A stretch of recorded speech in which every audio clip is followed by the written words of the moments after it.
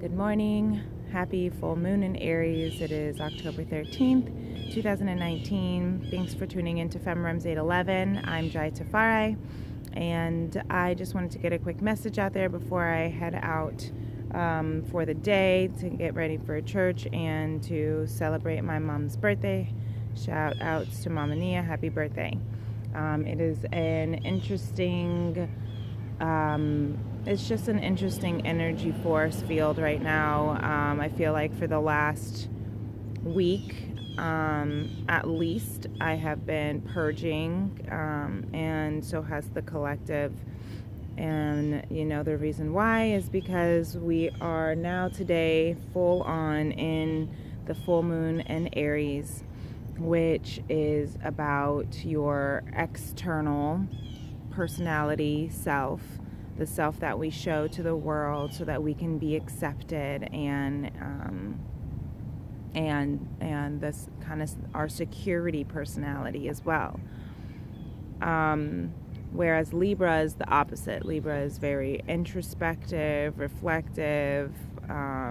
Let's talk about our feelings until we all just vomit. Let's just really go deep and deeper and deeper and deeper. And if you're an Aries, oh girl, that's the last conversations you want to have. I like having soul to soul deep conversations. That's the water signs in me. That's the Cancers. That's the Pisces in me. But when it comes to a Libra conversation, it's not just about it's beyond soul to soul. It's let's talk about everything that triggers us. Let's just pull out all of our hair one by one until we can get to the root of all causes. And that's not what the Aries is. That's not what Aries wants to do. Aries would rather be up on stage and having a party. So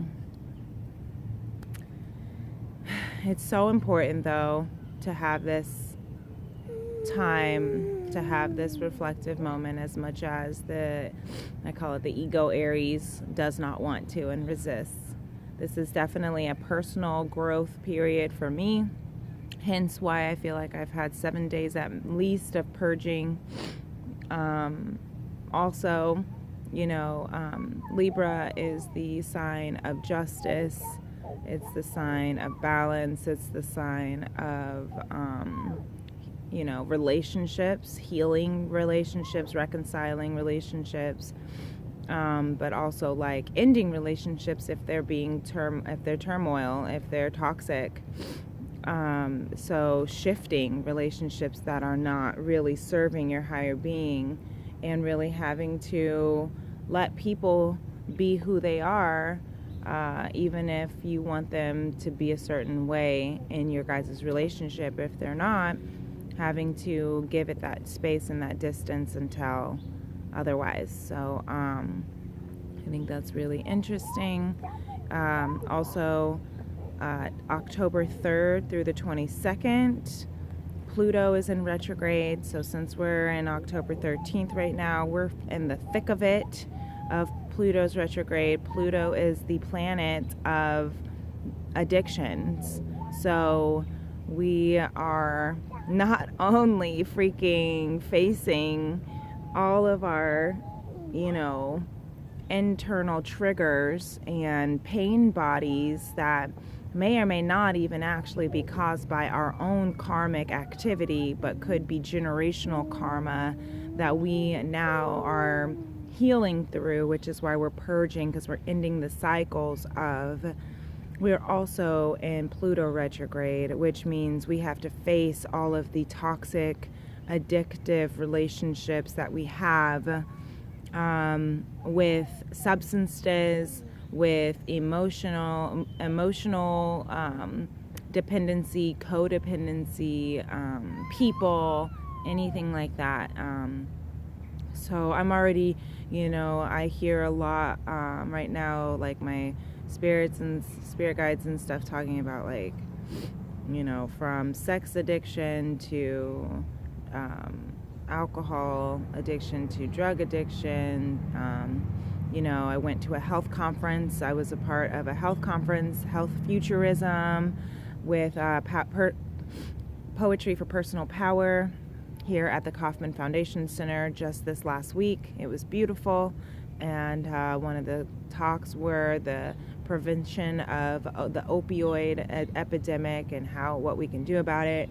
Excuse me, it is sneeze. I tried to say it before it came through. Blesses. Just things like that. I'm recognizing like where my vices are still super strong. Got my coffee.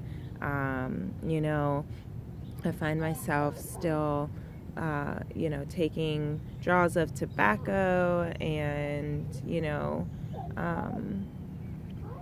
even sometimes marijuana can be a vice if we are using it to mask and to numb. And so right now, what I'm going to say about all of that is as we are ascending into a higher vibration of human consciousness, our vibrations and our frequency does need to be purified as best as we can. However, it will make us all go insane if I were to say, let's just cold turkey stop everything. That's not possible, and it's not healthy to do that either. And you don't take Xanax for 15 years and then all of a sudden be like, I'm gonna stop, or whatever. You don't take Zoloft for 15 years and then all of a sudden just stop cold turkey without any type of transition or replacement. That's just really unhealthy and irresponsible with your body, because your brain is chemically dependent, had become chemically dependent on that. So same with the other vices that we may have. If we really are addicted to it, then we need to slowly pull away from it and replace it with something healthier. And you can do it slow by slow. It doesn't have to be, if you smoke a pack of cigarettes a day and you are ready to purify yourself from smoking cigarettes, then don't just stop smoking cigarettes all of a sudden. You're going to freak out. But go from a pack a day to like a half a pack a day, and then when you feel like you can, you feel good about doing a pack a day or half a pack a day, go to doing less than that, maybe just like 4 a day when you really need it, and then it can, until you feel strong enough to really be able to consistently do just the 4 when you are like really at, like in the morning, at lunch, whatever your schedule is, where you feel like those are the times you need it. Then you can have them for the times like Xanax when you're feeling like really tense and anxious, and then maybe down to just like 1 cig. I mean, it's not going to be an overnight process. This is a mental battle before it is anything physical. And so just give, and this is a message for me too, be graceful, give yourself some grace, give yourself some compassion. I know that one of my struggling addictions is actually an emotional codependency. I find that I really do strive for validation and acceptance. I strive. I have a strong fear of missing out, so I love socializing. I hate missing parties. And so, and as a performer, as a lifelong performing artist, one of the delusional archetypes of the heart space, when you're talking about chakra healing, is in your heart space is actually the performer. The performer can be a delusional archetype or an illusional archetype or whatever, because it feeds off of people accepting you, people loving you, people telling you, great job, you did such a great job. And so you put on this act and you put on this performance, and sometimes it's music and entertainment, and sometimes it's purely just like, I'm just gonna, maybe it's with humor, maybe it's, maybe it's with satire, maybe it's with sarcasm, but, you're putting on kind of a show, essentially kind of a facade. We could feel eventually if maybe we feel like we have to be that way in order to be accepted. And I got this really awesome soft robe and it's really warm, but it's like so warm. I take it off, I'm freezing. I put it on, I'm sweating. So anyway, I'm gonna pull these cards that I've already pre-shuffled, but the bottom of the deck is Divinity. How beautiful is that? And potato. I've had a friend of mine. I was doing I was recording a featured. I was a featured artist on one of his tracks, and I was rapping and singing, and I said, Divinity, and he stops the track and he goes, is it divinity or divinity? I said, potato, okay? You hear what I'm saying? So I say Divinity, you can say whatever you feel. But I love this. You are always connected to your infinite stream of divine guidance. Still yourself for a moment and allow it to flow to your awareness.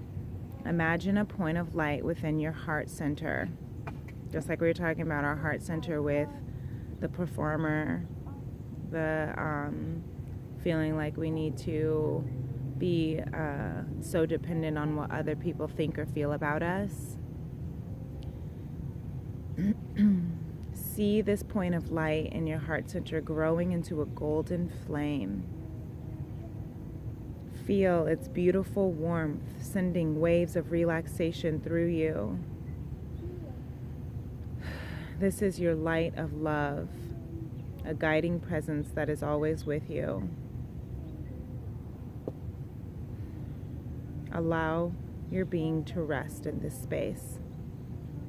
Trust this light knows you, always revealing your truth and essence to you. Now that's beautiful. Perfect for the full moon here in Libra season, the full moon in Aries, because remembering that for all my Aries babies, we will be able to get through this.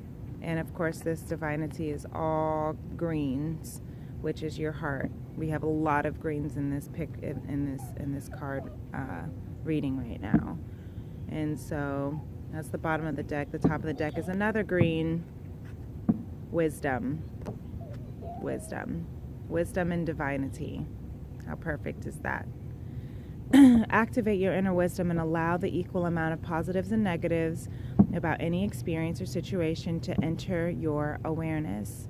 When this occurs, they cancel each other out. Healing happens and all resistance about that situation or experience melts away.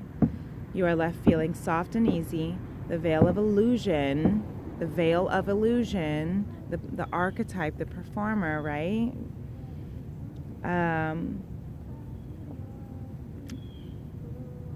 It parts and you have an aha moment that goes something like this. Now I understand why that was here in my life.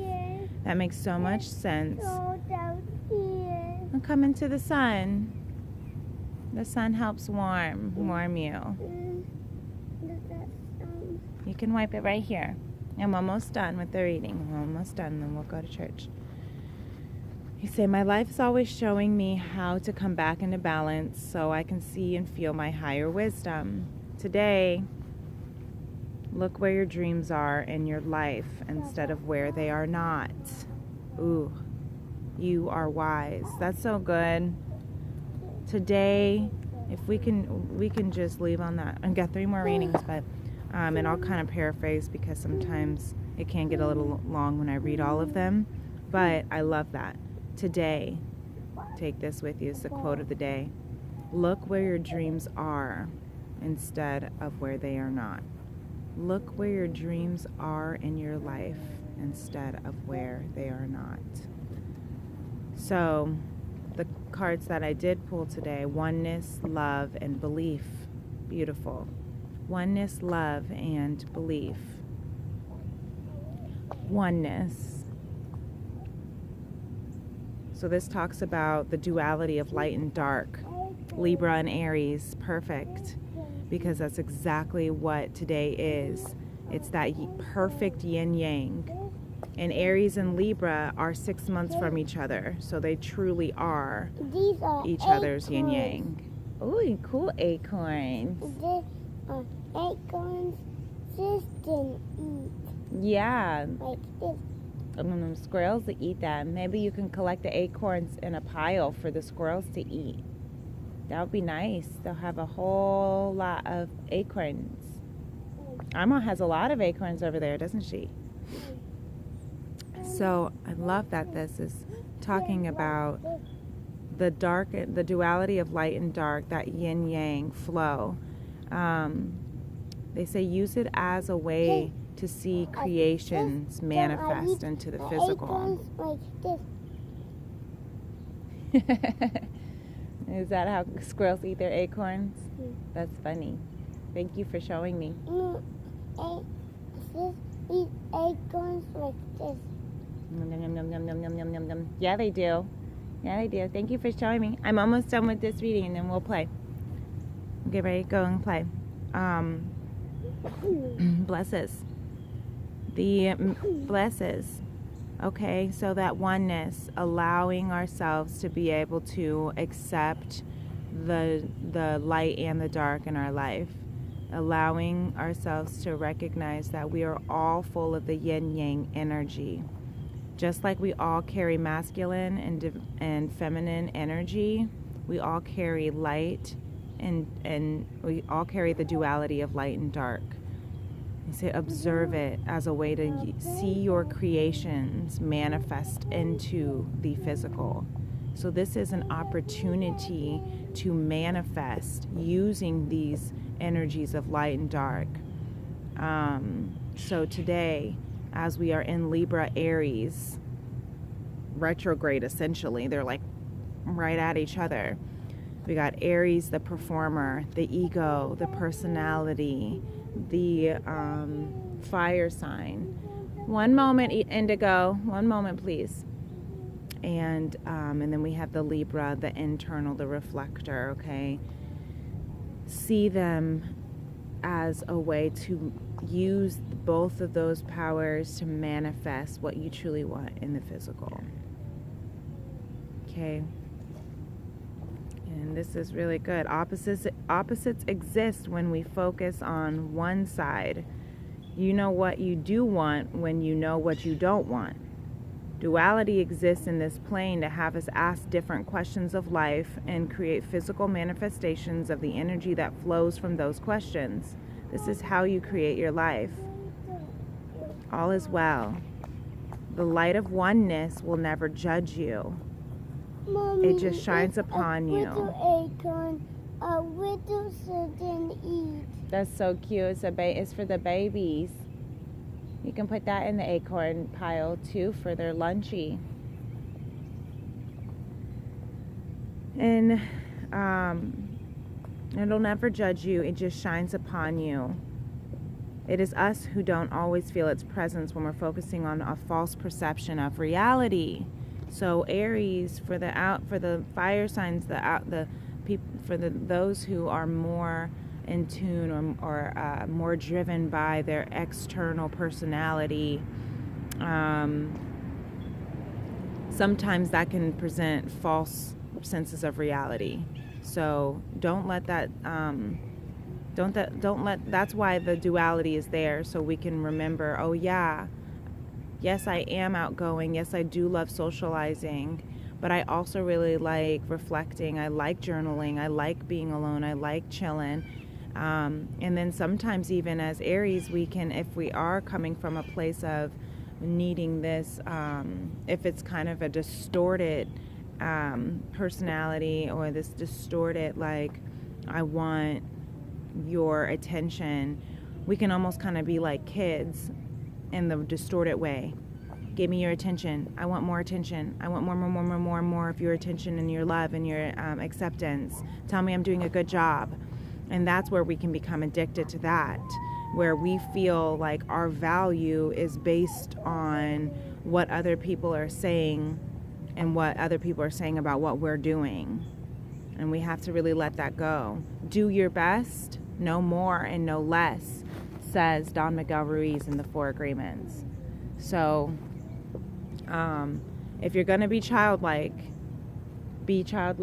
like, you know, the true sense, true innocence of a child who just plays and uses an imagination, and everything is so pure, like the acorn and how an acorn eats. Almost done. Then we have love. What do you think about this picture?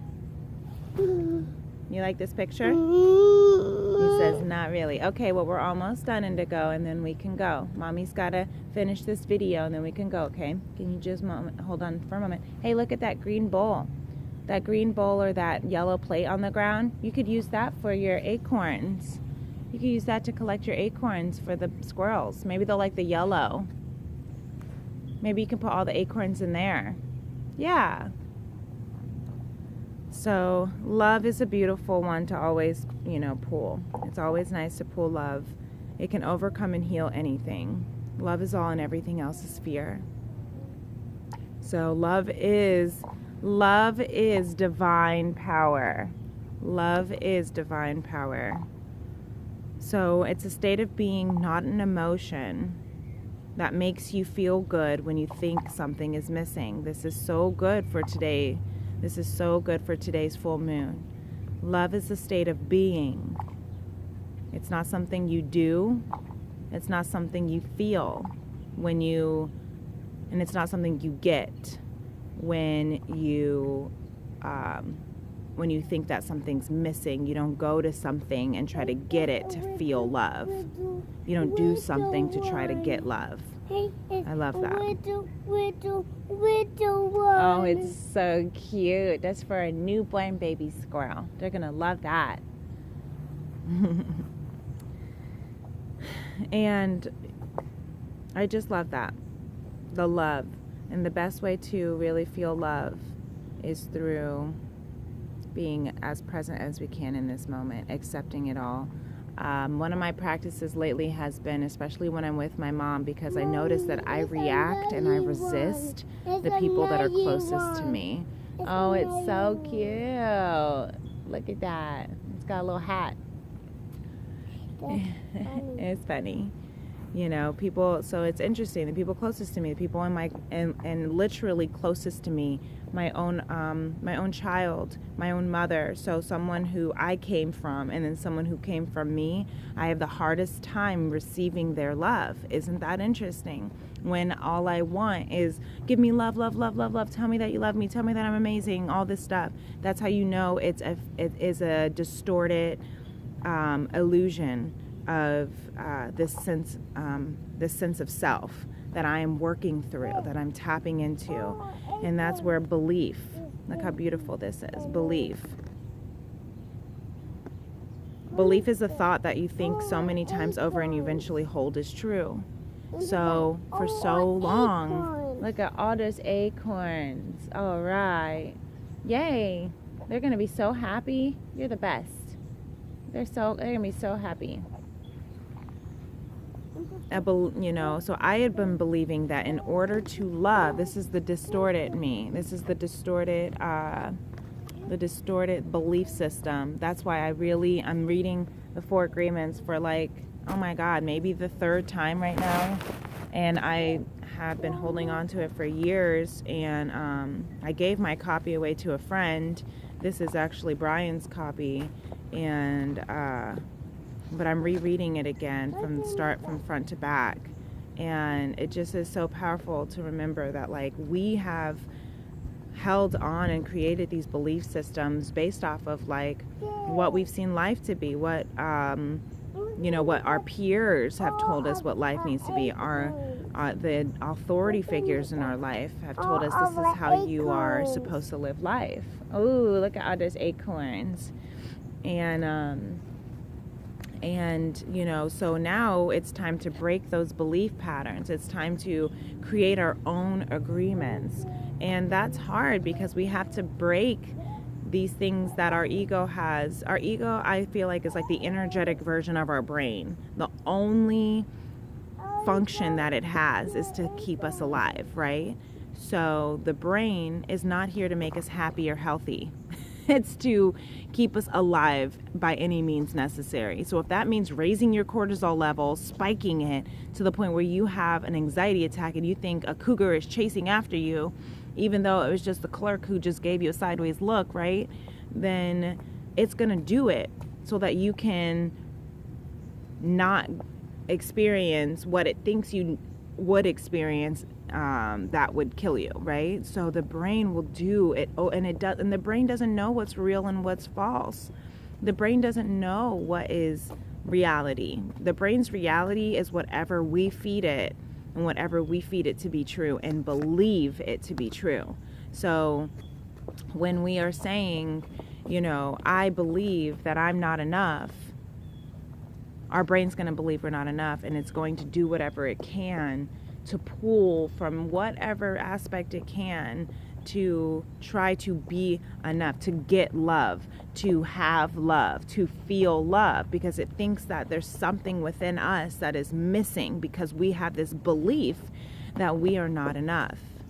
I'm gonna drink some coffee.